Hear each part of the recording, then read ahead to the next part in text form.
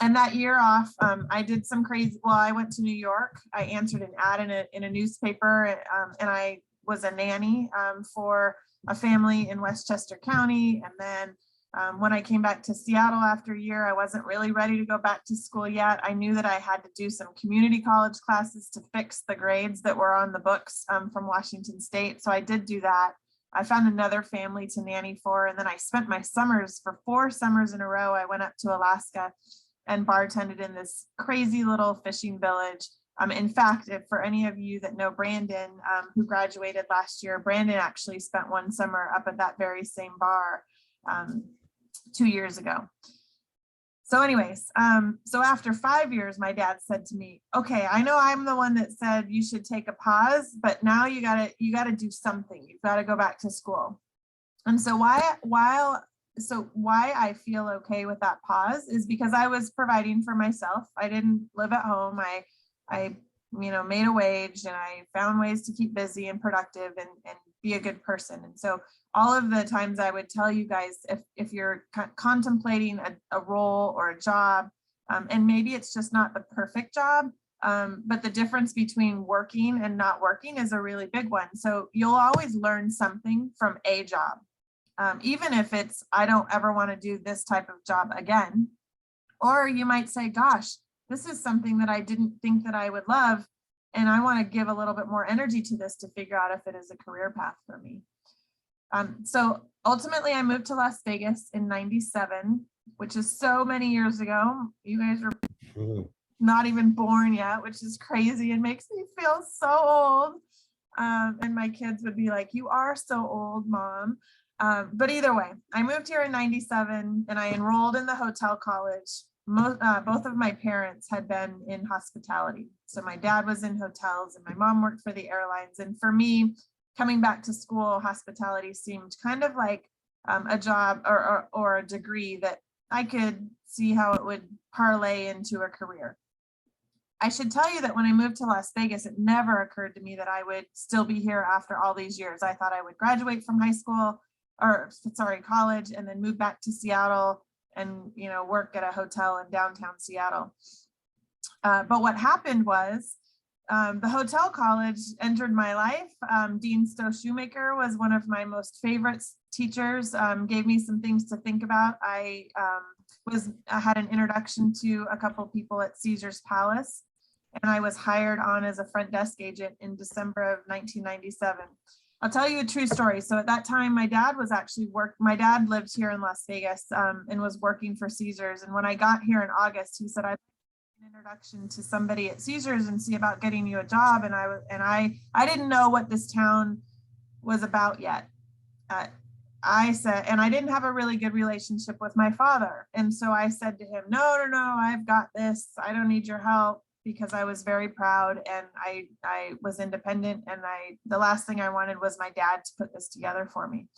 And so I got a job working at the Nike town that was opening in the Forum shops, and I loved Nike clothes, but then I quickly had a teacher at UNLV tell me, well, that's a great job and everything, but it's not going to count for your hours for hospitality. So what are you doing about that? And I had a little humbling experience, and we will all go through these types of positions. I went back to my dad and I was like, well, who was it that you might be able to introduce me to at Caesar's? And so I took the introduction, and that introduction changed my life. So there's a gentleman named George Marcantonis who I sat down with on a Saturday afternoon, he and a couple of his colleagues. I interviewed for a front desk position. At that time, Caesars was opening the Palace Tower, and they were adding staff to their front desk team. And I got that job. So ultimately I worked 4 to midnight. I went to school during the day. I don't even remember when I slept or when I studied, but it all worked out. And I remember George coming and finding me at the front desk a couple of weeks later and says, I saw your father and he thanked me for giving you a job. And I said, oh, that's nice. And he says, no, it's actually not. He says, I told your father that that he helps, that I gave you an interview and that you got your own job. Mm-hmm. Share that with you guys, because through all of your connections that you have at ECF, any one of us is really happy to open a door for you, make an introduction for you, give you an idea of a path to go down. But once you're in front of somebody across the desk or sitting down having a coffee for an interview, like you're on your own. Like we can set you up and we can help you get there, but you guys are all going to have to get your own job. Does that make sense? Yeah. So ultimately I worked at the front desk for 2 years and I finished school at UNLV. At that point I had met my ex-husband. I'm also not encouraging getting married young. That is also not on the list of things I'm encouraging you to do. I actually wasn't that young. I was 27 years old when I met Greg. He worked at the front desk. And so the minute we both worked at the front desk and we decided that we liked each other, we had to make the decision that one of us could no longer work at the front desk. And I remember going to George. He was somebody that in my mind was going to be a lifelong mentor for me. That's the other piece of advice I would share with you is having a mentor. You get one obviously through ECF. In fact, you get 4. And whether one of those 4 becomes your lifelong mentor or it's somebody else in your life, to have somebody that you know that you can always count on to be a sounding board is really valuable. So, and I didn't have a program like ECF to assign that. So I kind of had to create that organic mentor relationship. But I knew that through watching his example through the hotel, he was somebody that I wanted to be like. When you spoke to George, you didn't feel like he had anything else on his mind. He was worried about your vacation or your kids or your football team that you liked. And so he really found a way to connect with people. And I've tried to do that and emulate that in my career. I went to George and said, all right, well, I've been at the front desk for a couple of years. I understand it. I want to make hotel my career. Do you have some advice for me? Is there an area of the hotel that you think is critical that I understand? And it sounded, I asked for it, but he ultimately said, yes, I think you should spend some time in housekeeping.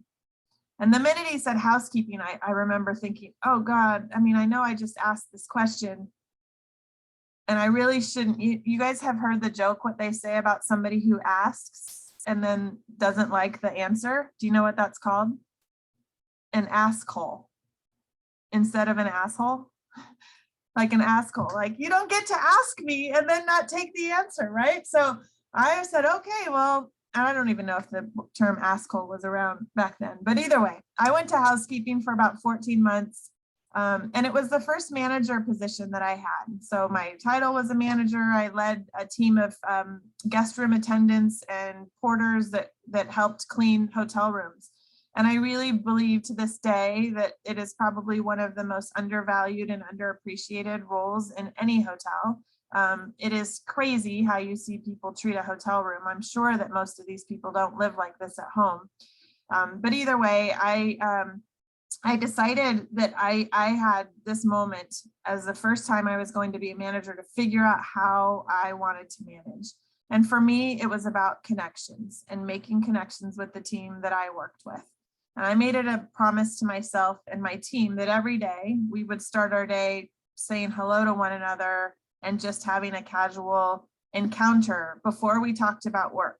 Because what you should know, if you haven't worked in housekeeping, and you may sometime in your career, is that day, the day gets started. And I mean, in a hotel like Caesars at the time with 2,500 rooms, there could be 1,000 rooms checking out that day and 1,000 more rooms arriving. And it was like hustle bustle. We've got to clean these rooms, do this room first. And if you let the day get away from you, it could just sound like you're just shouting orders like a drill sergeant. And I didn't want that to be the way that we started our day. And so I took the elevator up to the top of the Forum Tower every morning. And I made my way down on the stairs and I would walk the floors and I would say good morning. And if somebody had just had a birthday party for their daughter the previous weekend, we talked about that. Or we said, oh, it's your Friday. What are you going to do this weekend in front of you? And so there was just a connection and there was just a conversation. And then I would be at the basement level and I would take the elevator back up and I'd say, okay, now we're talking about work. We've got X many checkouts, or this is the order to clean rooms. Or in some cases on a really crazy day, I would jump in and certainly not be afraid to strip sheets and run the vacuum. I did have a rule. I was like, I don't I don't like toilets and I'm not cleaning toilets, but I'll do anything else in the room to support the team. And I tell you that story because I feel like even today in my career, I've continued to be that type of person in my management role and the teams that I work with. But I too like working better with people who get a chance to know me. So there's lots of executives in the Cosmopolitan, and I sit on our operating committee of 14 people. And mostly all 14 people are lovely. There's a couple people that have really never taken a chance to get to know me and are really kind of just all business, which, you know, we all have a job to do. But the people that I connect with best and would do anything for are the people that have shown me kind of some of that interpersonal relationship or mutually investing in each other. My time in housekeeping, we implemented a new procedure where we were tracking the productivity of the teams. And so within about 6 months of me being there, this program went into play. And I'm proud to tell you that and I believe it was the result of the camaraderie that our team had built. But the productivity of the team that I was working with was greater than the productivity of other teams. And you could look at the managers for each of these areas and say, well, gosh, are these people working harder for her because she treats them well or takes an interest in them? I think the answer was yes. At least that's what we saw in the data. And so after about 14 months, I decided that I understood housekeeping. I knew that I didn't want to make a career of housekeeping. And I went to George and I said, there's a reservations manager position open. I think I'd like to put my name in the hat for that. And I did move to reservations, and it was my time in reservations. This was 2001 at Caesar's Palace that I got exposed to the idea of pricing and setting pricing for the hotel rooms that we were selling, which ultimately is what I do here today at the Cosmopolitan on a much larger level. So either way, I worked at reservations for about 2 years, and I went back down to the front desk as the front office manager. And so if you think about a triangle in hotel operations, so I told you I started at the front desk, that's on the top, housekeeping over here, reservations over here. These three departments are really integral to each other. So reservations sells the hotel in advance. If they do that wrong, it makes it hard for the front desk. If housekeeping doesn't clean the rooms, it makes it hard for the front desk. If the front desk is changing their check-in time and not telling housekeeping, that makes it hard for housekeeping.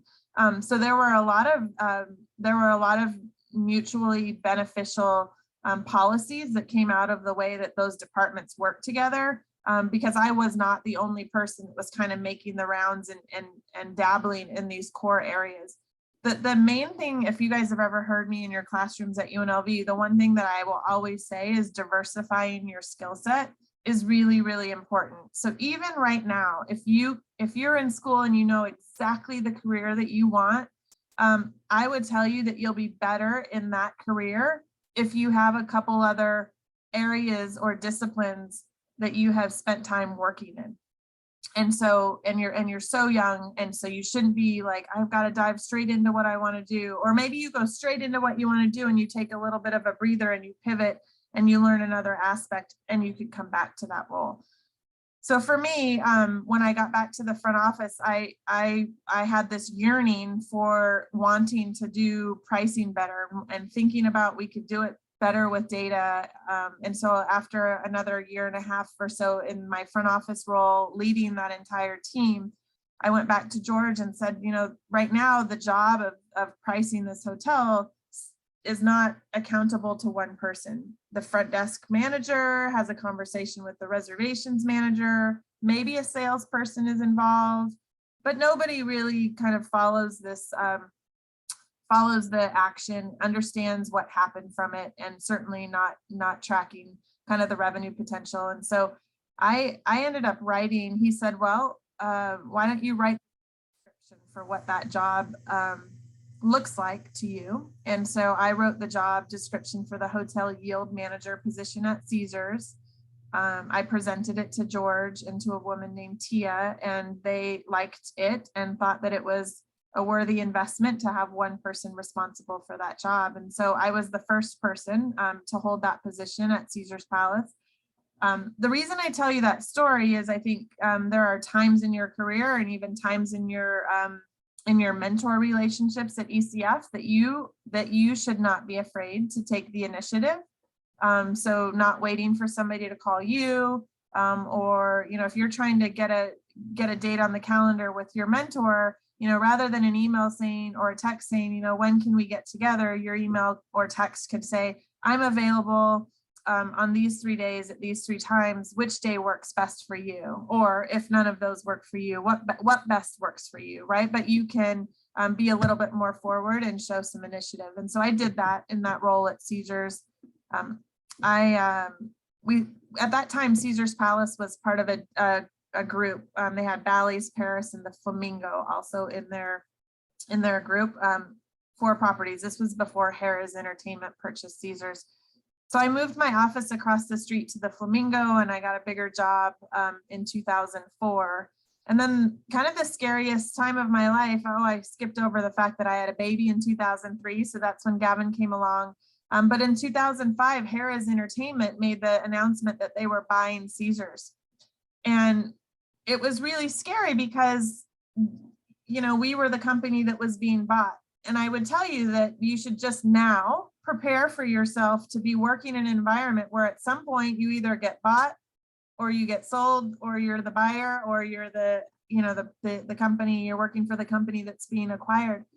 But going back to this idea of diversifying your skill set, if you have multiple talents or experiences across the hotel, that's only going to serve you better. So I use the example, you know, if you know, the recession came along here in 2008, you know, people were having to eliminate staff. And if you had to make a choice between 2 people who were both wonderful people, but person A, you know, knew 3 departments and person B was a subject matter expert in 1 department, you might keep person A because they could do more or have a greater perspective and help you out. So ultimately, I started working for Harrah's. I was retained. It was a scary time because I was secretly, I hadn't told anybody that I was actually pregnant with my 2nd child. So Lily was in my belly. And as a female, and many of you guys are girls on this call, and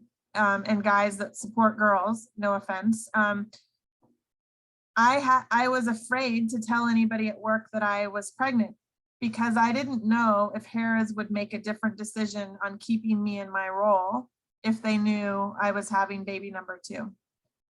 And that's terrible that any person would have to consider such a burden, because I mean, having families and being able to figure out how to do both it's possible.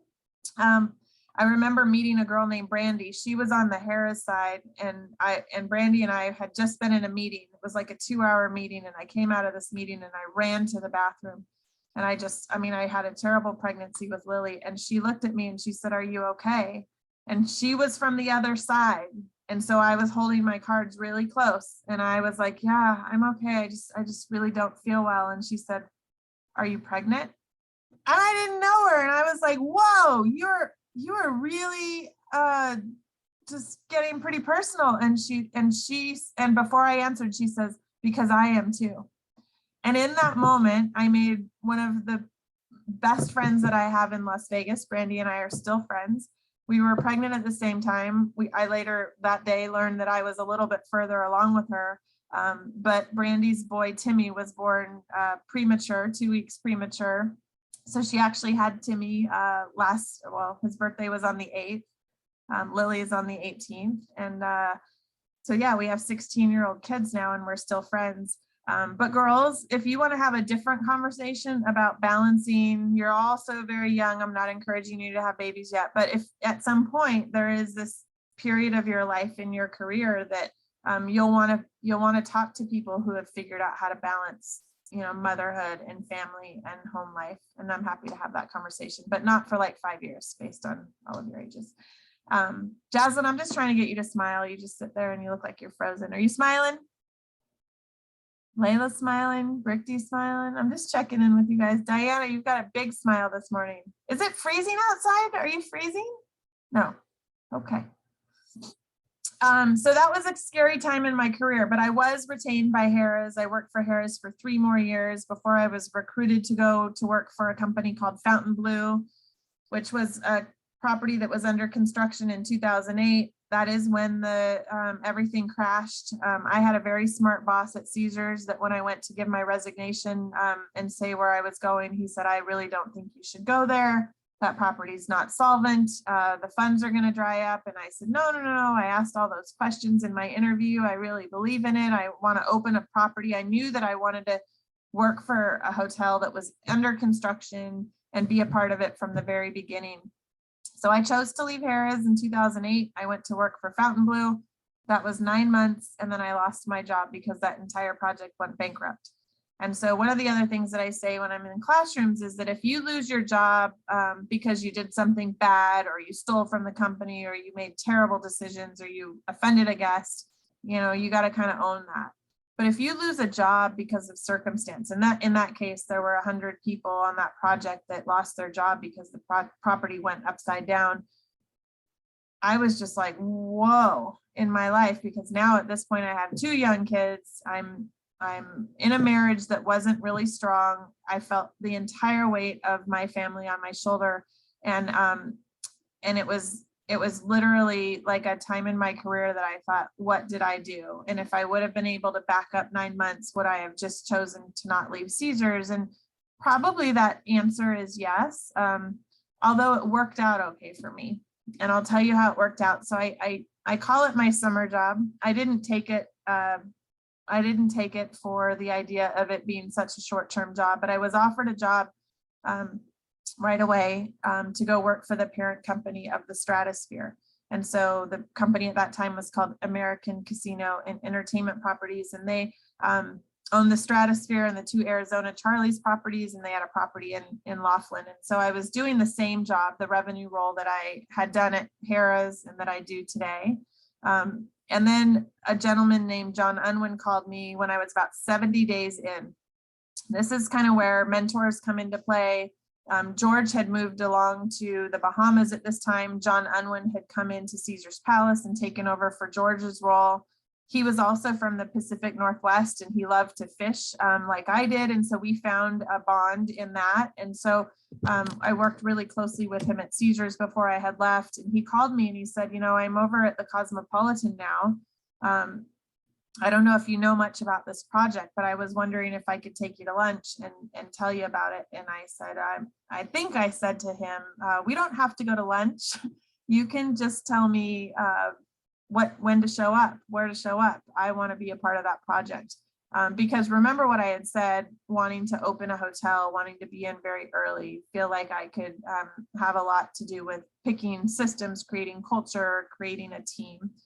And so I joined the Cosmopolitan in November of 2009. So I just had a 12-year anniversary. And then the hotel just turned 11 in December. I was here a whole year before we opened, wearing a hard hat and construction boots, and really a super, super exciting time. I stand by the idea of opening a hotel at some point in your career. And then sometimes I dabble with, do I want to do that again? And I think there would be some learnings from the last time if I did it again, but gosh, it is a lot of work. But it is really fun to do with a team, and you get really, really close to an opening team. And for me, my Cosmopolitan ID, the quality of this ID card is really bad. Oh, but can you guys see this? My number is 8. I am employee number 8 in the building. And so I'm super proud of that. I say I have Gavin, who's 18, Lily turned 16 on Tuesday, and then I have the Cosmopolitan, who turned 11. I feel like this hotel is my 3rd child because I've spent so much time in it. I'm very emotional about the choices we make as it relates to, you know, our marketing and the way that we advertise and the way that our co-stars interact with one another and our guests. So either way, that's how I ended up where I am. I say no path is always straight. If you've got a straight path and know exactly what you want to do, then God bless you. Like that, you are further along than I ever was. But if your path winds a little bit, it is okay too. I think one of the things that, and I'm going to transition, I'm going to come up for air and ask you guys if you have any questions, but then I wanted to have a little bit of a conversation around kind of mental health and the things that we need to do to give ourselves grace and kind of get through these weird times that we're living in. Guys have any questions? Somebody better have a question. I did. Great. If you had the opportunity, would you like, now where you are, would you want to go into a different part of like hotels? Yeah, it's a really good question, Isabella. One of the things I think about, I don't know if you guys know this, so here we are again, or here I am again in my career. MGM as a company is actually buying the Cosmopolitan, and that transaction probably will be complete sometime this summer. So the same feeling I had when Harris was buying Seizures is kind of regurgitating all over again. I think at this point in my career, it's such a good question. I think I would either continue what I'm doing here, or I could be like a chief operating officer. I could take the next jump in my career and lead more of the hotel. I probably wouldn't switch and just go manage another area that was completely like new territory for me. But I also would tell you that with Lily, Gavin will go to college next year, and Lily still has 2 years left of high school, that if I took on a bigger role right now, to me, it would be giving up this quality of life that I have figured out how to do and have the last 2 years with my daughter who's going to be home. So that might be a hard question, or a hard question for me to answer. But really, in honesty, the first thing a company gets to do when they buy a new property is they get to figure out who they want to keep and who isn't part of their program. And so I have to figure out if I'm on their program. And if I'm not, then I may have to go a different direction, Isabella. Good question. Thank you for asking. Anyone else? I have a question. Hi, Colleen. Yes. How did you know that Cosmo? Because you've been there for so long. How did you know that company was right for you? So Brickty, it's the Cosmopolitan, right? Cosmopolitan. I don't know what other C word you just said. Oh, I said Cosmopolitan. Yes, you did. So it's the Cosmopolitan. So here, so knowing John, I actually did take that lunch appointment with John, and he had some artist renderings and had talked to me about kind of what the inspiration for the Cosmopolitan was. And again, this was back in 2019. So they were building this hotel, but there was nothing done. And so as John described it, he said, there's a lot of things in Las Vegas that are, themed and really kind of like, not gaudy, but, it's just over the top, just architecture. And, it's either you're in Rome or you're in Paris or you're, the big flashy lights. And his idea at that time was the Cosmopolitan had an opportunity. Well, we had to figure out the opportunity to deliver something that already wasn't on offer in Las Vegas. And so this idea that it was going to be a one property, one owner, independent hotel where we could make our own choices. It wouldn't be in a big corporation, which, it'll now move into a big corporation. It makes me so sad. Hopefully we maintain our independent spirit. That's what I would say. I knew that the programming we were bringing, John says, the food and beverage program is going to be amazing. The design in the casino is going to feel different. The culture that we create with our co-stars. I'll tell you guys, if you're not familiar with it, when we hire somebody at the Cosmopolitan, the very first process that they go through is an audition. And it sounds kind of intimidating. It sounds like, you're auditioning for a play or, something like that. But what happens is whether you're interviewing for a security position or an analyst on my team or, the chief financial officer, you're going to go to an audition. with our human resources department, which we call people. You're going to go meet with our people and sit in a room with everyone else who's interviewing for a job. And we play a video and they control a conversation that talks about, you know, what inspires you? You know, are there brands out there that you really love? Tell me why you love them. And there isn't a wrong answer to the what brand do you love, but they're trying to gauge the reason why you love it, because ultimately they're trying to determine if the person is a good fit for the Cosmopolitan. So you have to pass this good fit for the Cosmopolitan before you get a chance to interview with the department that, you know, you're technically going to work for, and that you have to have the skills to do that job. And so as John was describing the way that he saw the Cosmopolitan and the fact that it was going to be a hotel in the luxury competitive space, so, you know, competing with the likes of Wynn and the Venetian and the Bellagio, I really thought that, like, okay, this is kind of where I want to be.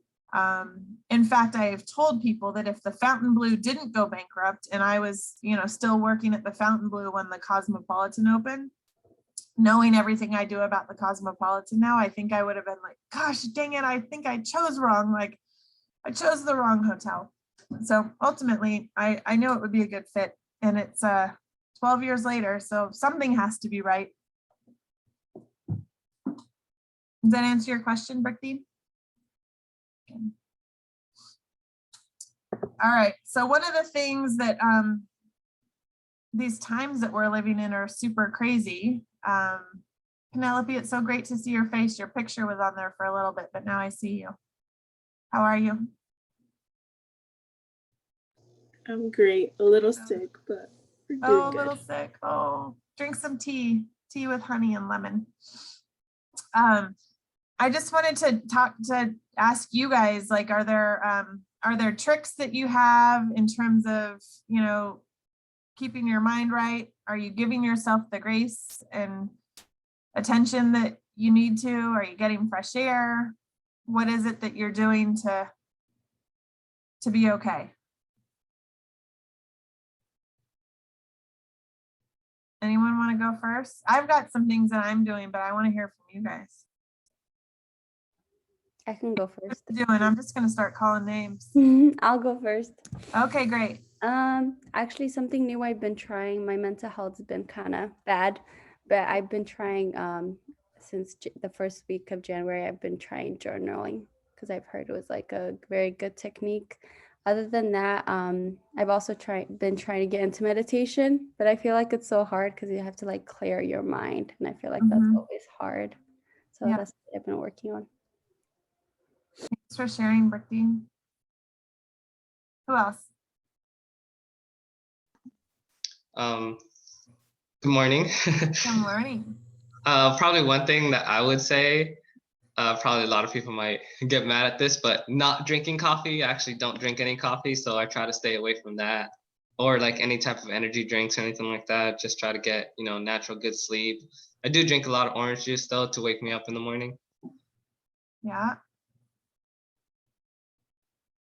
Jaslyn, what are you doing?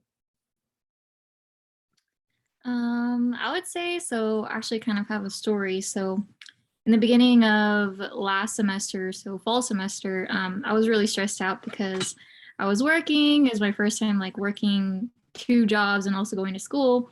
So I was just stressed about everything. And then I talked to Dean Shoemaker, and he was like, the best thing to do is just like be grateful, because we have a lot of things that other people don't. So I just started to be more grateful and just have that positive energy and try to manifest, you know, positive things that come into my life. So now it's been really good. So did you put something out into the universe that ultimately ended up happening? Yeah, I just started being more positive and like try to stay away from saying negative things about other people or saying negative things about myself or about my life, and just seeing like that positive, the light at the end of the tunnel. Yeah, great. I think it's really easy, if we're not careful, to get into a little bit of a downward spiral where everything feels a little bit sour.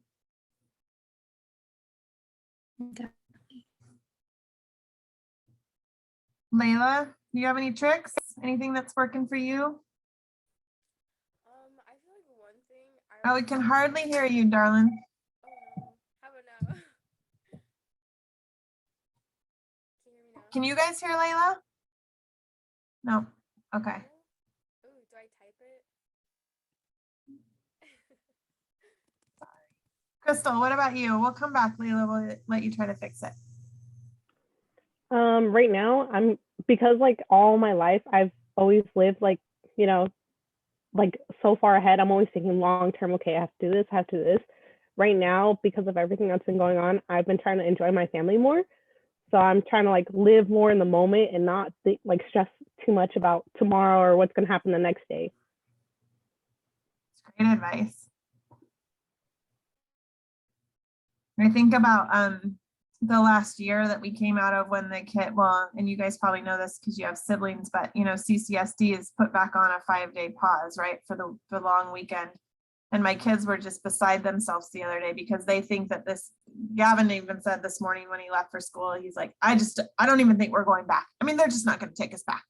So he thinks it's starting again. But I look back to last year's school, and while they didn't enjoy Zoom school kind of any more than you guys, we spent a lot of time together as a family last year, sitting down and eating meals together and taking walks together, and just the time that if you think about what Jaslyn said in terms of flipping the script and being positive, you know, we won't ever get that time back. There hopefully might not ever be a time in our life where we go down on a lockdown as severe as this for the amount of time again. So Crystal, I love what you said, and I think that's wonderful. Diana, what's working for you? Being outdoors, getting fresh air? I've also had a really hard time with my mental health. And so I think that being more open with Chris and Melissa really helped me a lot, because they have a lot of tips and tricks on how to manage your time, how to manage your free time, how to just manage yourself. And I do like going outside a lot. I do like getting a lot of fresh air. It's really helped me clear up my mind. I feel like being indoors all the time it gets stuffy. So I like being outside. I like seeing new things. I like thinking about what's going on in my life while looking at a nice view, because it just gives me space to think, I think. Yeah, perfect. Sounds like we need to get another hike on the calendar, Chris. We should look at our calendar. That was fun when we did that last year. You can do that come springtime. It's a great idea. Yeah, it should be a little bit warmer before we get up. Maybe do another lunch like last year. Yeah. Isabella, what works for you? For me, I have like a really hard time. Like when I get stressed, I tend to like dwell on the negative and like focus on the people around me more than I focus on myself. And so I kind of have to like teach myself to not overthink and just kind of let things be. And I like try and focus on more positive things. Yeah.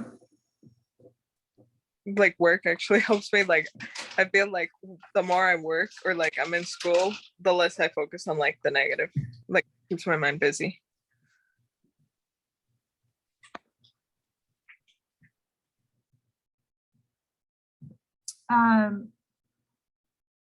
Isabella, remind me where you're working. You just said work. I work at Chick-fil-A right now. Oh, wonderful. Which location? It's on Flamingo and Valley View. So it's west of the strip, literally like right off the strip. Oh, by the Palms. Yeah. Yeah. You're the owner of that is a guy named Cole, right? He is, yes. Yeah, so I met him at an event. If you see the next time you see him, let him know that you and I know one another. I will. Yeah, he's a really nice man. Gosh, and what amazing kind of spirit and culture Chick-fil-A creates for their employees. Yeah, it's a good environment. I like it. They do some things that aren't. Yeah. The location is good, yeah. But I do like Chick-fil-A. All right, can I so wait, we haven't heard. So Layla, you said you were gonna type it. Penelope, what about you? Working. Hello. A few things actually. And sorry, I have like a sore throat, so I can't really talk too much, but I've been like, so on my days off from work, I've been trying to like clean my room, at least like clear up a certain space, because I don't do it when I'm working or during school. So I try to dedicate like some time to just declutter, and I think it relaxes me a bit more, as well as I know when I'm stressed, I can be a little meaner to people. So I'm trying to work on like having more patience and stuff like that. Yeah. But I love the turquoise color that you have on your wall behind you. Does that make you happy? it doesn't actually. I've had it for a long time. I'm so tired of this color. Oh. But yeah, like Isabella says, working and school keeps me busy. So and it doesn't let me focus on like the bad things. And where's work for you? I'm an assistant manager at Domino's right now. Okay. You had that Domino's job when you applied for your scholarship, right? Yep. Yeah. For your the recommendation letter. Yes. I have a couple things written down. Do you guys want to hear what works for me? And what I've heard is, I mean, I don't think I'm going to tell you anything that you haven't already thought about. So it's nice that we've got some crossover. Actually, Chris, what works for you? How are you? I find that I need to start my day every morning just going to the gym. Kind of clears my head, gets me a good start, helps me sleep better at night. I feel like that's the best way for my mental health. Yeah. Take a cruise every now and then. Yeah, once a year. Yeah. Nice. Melissa, we lost you for a little bit. I'm glad you're back. Sorry about that. I just found out my uncle died. So I'm Oh. going to be jumping off when my mom gets here. She just called me hysterical. So not to bring everything down a level, that's just very, so I apologize for jumping off, but I didn't hear the question. Oh, I'm so sorry, Melissa. I'll keep your family in my thoughts. We were sharing kind of what each of us is doing to kind of get through the time. Like, Hug are my there kids. tricks? Yeah. Yeah, hug my kids. Decluttering. I think I heard Penelope, it was Penelope that said that. Decluttering has been really important for me. I find when my house is at peace, my mind is at better peace. So I've been doing some serious decluttering around my house. And coffee. Oh, well, and if you weren't here for Randy's answer, but Randy was like, this might not be a popular one, but I don't like coffee. I don't do coffee. He does a lot of orange juice in the morning. No, I live on coffee. Ask Christopher. So I don't disagree with anything that I've heard. I can tell you that for me, one of the things I put it in our chat on the Discord channel this morning. There's a new technique that a friend taught me about. It's called the Pomodoro method. So this idea of focusing on something for about 25 minutes, you can set a timer. And then when that timer gets off, 5-minute stretch break, or go for a walk, or go outside and look and change your scenery, and then be able to come back and then refocus. And so if you think about kind of all of what we have to do in our day, whether it's studying for an exam or, something, an assignment, if you go for hours in front of a computer screen, especially, I think we can all get a little bit crazy, our eyes and just our mood. So I've been trying to do a little bit more of the 25 minutes totally focused, and then taking a little bit of an intentional break and changing the scenery. Penelope said, I've heard of that technique. Okay, so I sent a link in the Discord chat, so you guys can click through that and read it. And it might give you a bit of a better explanation than me. I feel like staying hydrated, and Randy, I too start my morning with a cup of coffee, but then I go to water, and just really trying to stay hydrated with water throughout the day. And as cold as it is, I try to get outside and do a bit of a walk every day to get some fresh air. So Diana, when I saw that you were sitting outside this morning, I was like, oh, I wish I was sitting outside right now, because fresh air, I think, is just really good for your soul. The really obvious things that, because they're so obvious, I just want to say it, but surrounding yourself with good people and knowing when, and knowing that it's okay to ask for help if you need, is really something we all should make sure that we do. Giving ourselves grace and being kind to ourselves. I think one of the things I had a really hard time with was setting unrealistic goals or timelines for getting some things done. And so when I didn't meet those goals, I found myself really disappointed. And then it would just be this kind of negative cycle. And so setting realistic goals, obviously, in a situation like school, your goal is the test is due on this day, or you don't get the flexibility of moving those timelines, but you can figure out what you do leading up to that date that hopefully sets yourself up.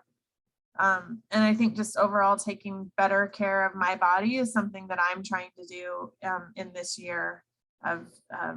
I've given up alcohol for 90 days, and maybe it'll be longer.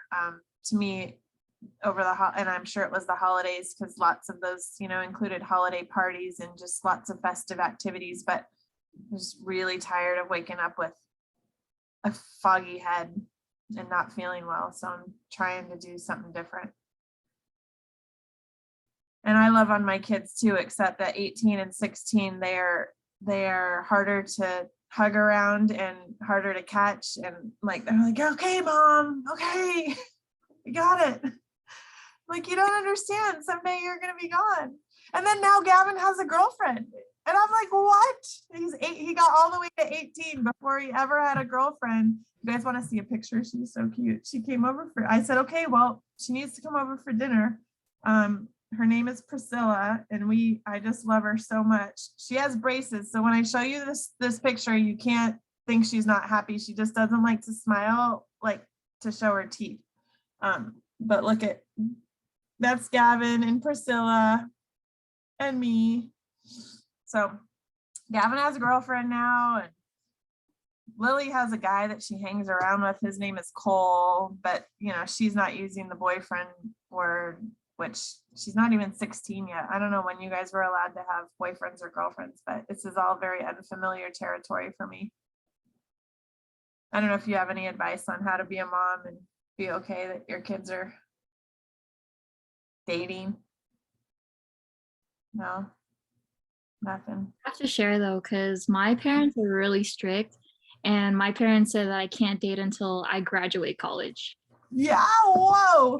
I'm trying to go as fast as I can. Yeah, this is why you're graduating early, Jaslyn? One of the reasons, maybe. Oh my gosh.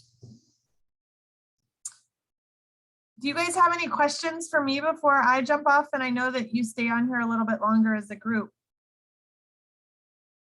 Thank you for providing the feedback in the survey that Melissa and Chris recently sent out. The board is going to review that at our next board meeting. Some of us at the executive level have already reviewed it, and we'll share some outtakes of that at the board meeting.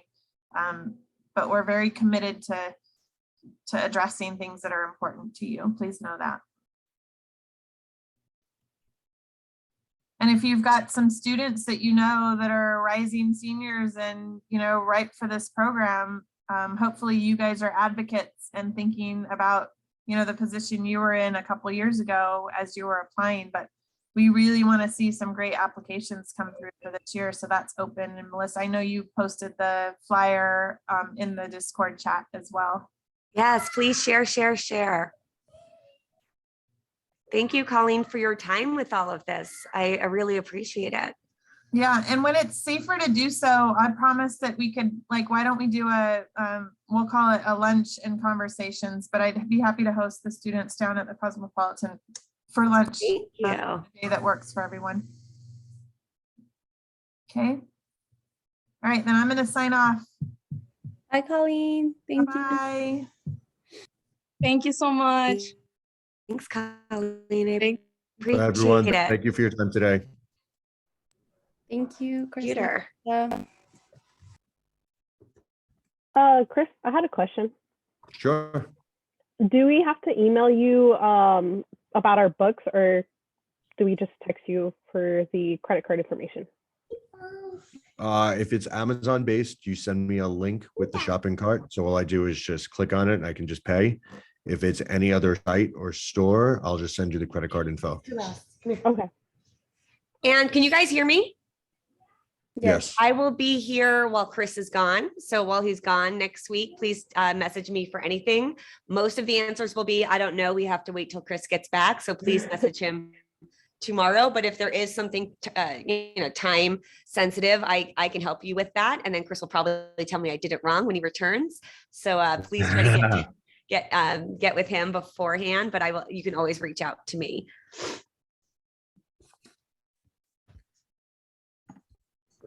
But what did you guys think of the coffee and conversations? I'm going to actually turn off the recording.